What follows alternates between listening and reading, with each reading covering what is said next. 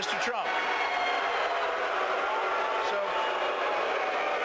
Mr. Trump, to be clear, you're standing on a Republican primary debate. I fully understand. The place where the RNC will give the nominee the nod. I fully understand. And that experts say an independent run would almost certainly hand the race over to Democrats and likely another Clinton.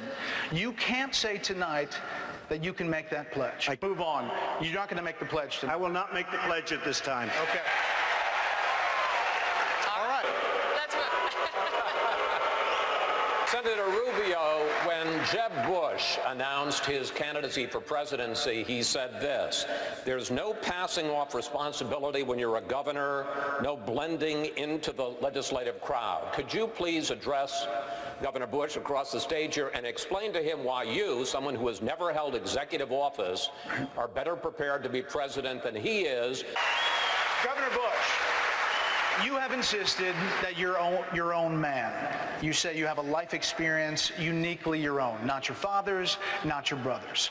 But there are several opponents on this stage who get big applause lines in early voting states with this line. You've called women you don't like fat pigs, dogs, slobs, and disgusting animals. Your Twitter account... Only Rosie O'Donnell. No, it wasn't.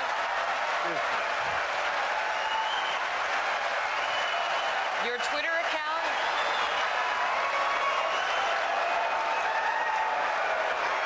Thank you. For the record, it was well beyond Rosie O'Donnell. Yes, I'm sure it was. Your Twitter... issue. I want to ask you about a statement that you made last year about illegal immigrants, and here's what you said. They broke the law, but it's not a felony. It's an act of love. It's an act of commitment to your family. Do you stand by that statement, and do you stand by your support for earned legal status? And you have repeatedly said that you have evidence that the Mexican government is doing this, but that you have evidence you have refused or declined to share. Why not use this first Republican presidential debate to share your proof with the American people? So, if it weren't for me, you wouldn't even be talking about illegal immigration, Chris. You wouldn't even be talking about it. This was not a subject that was on anybody's mind until I brought it up at my announcement, and I said Mexico is sending. Except the reporters, because they're a very dishonest lot, generally speaking, in the world of politics, they didn't cover my statement the way I said it. The fact is, since then, many killings, murders, crime, drugs pouring across the border, our money going out and the drugs coming in. And I said, we need to build a wall, and it has to be built quickly. And I don't mind having a big, beautiful door in that wall so that people can come into this country legally. But we need, Jeb, to build a wall. We need to keep illegals out. Mr. Trump, I'll give you 30 seconds. I'll give you 30 seconds to answer my question, which was, what evidence do you have, specific evidence, that the Mexican government is sending criminals across the border? 30 seconds. Border Patrol, I was at the border last week. Border Patrol people that I deal with, that I talk to, they say this is what's happening because our leaders are stupid, our politicians are stupid, and the Mexican government is much smarter, much sharper, much more cunning, and they send the bad ones over because they don't want to pay for them, they don't want to take care of them. Why should they when the stupid leaders of the United States will do it for them? And that's what's happening, whether you like it or not. I do want to ask you about the merit of what he just said.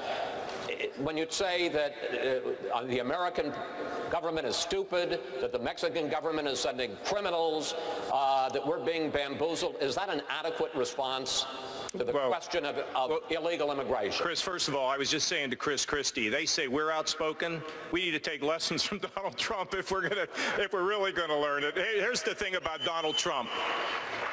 Donald Trump's hitting a nerve in this country. He is. He's hitting a nerve. People are frustrated. They're fed up. They don't think the government is working for them. And for people that want to just tune them out, they're making a mistake. Respectfully, can we talk about illegal But the immigration? point is that we all have solutions. Mr. Trump is touching a nerve because people want the wall to be built. They want to see an end to illegal immigration. They want to see it, and we all do. Let me see if I can do better with you. Yeah. Is it as simple as our leaders are stupid, their leaders are smart, and all of these illegals coming over are criminals? Governor Bush. For days on end in this campaign, you struggled to answer a question about whether, knowing what we know now, you would have invaded Iraq. Megan.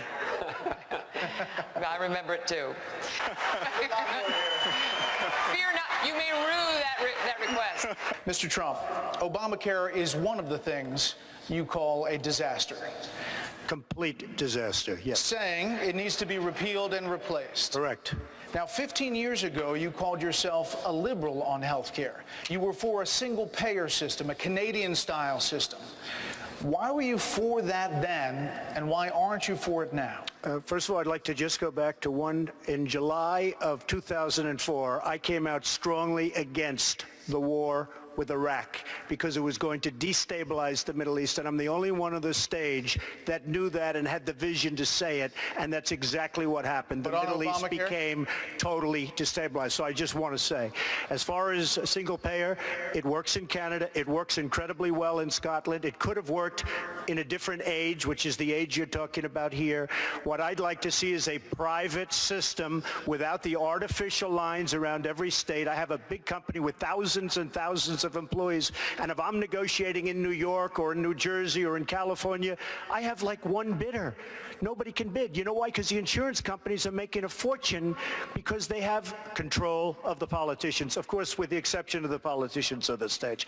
But they have total control of the politicians. They're making a fortune. Get rid of the artificial lines, and you will have yourself great plans. And then we have to take care of the people that can't take care of themselves, and I will do that through a different system. Mr. Trump, it's not just your past support for single-payer health care. You've also supported a host of other liberal policies. You've also donated to several Democratic candidates, Hillary Clinton included, Nancy Pelosi. You explained away those donations, saying you did that to get business-related favors. And you said recently, quote, "When you give, they do whatever the hell you want them to do." You better believe it. So what specifically did they do? If I ask them, if I need them, you know, most of the people on this stage I've given to, just so you understand. A lot of money. Broken. I give to many people. Before 2 months ago, I was a businessman. I give to everybody. When they call, I give. And you know what? When I need something from them, 2 years later, 3 years later, I call them. They are there for me. So what'd and you that's get? a broken system. So what'd you get from Hillary Clinton and Nancy Pelosi? Well, I'll tell you what. With Hillary Clinton, I said, be at my wedding, and she came to my wedding. You know why?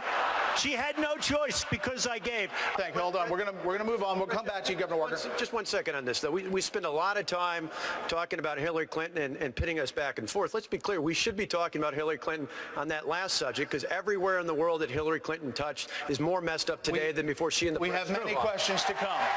Many questions to come. Governor Huckabee, Governor Bush, you are one of the few people on this stage who advocates for Common Core education standards, reading and math.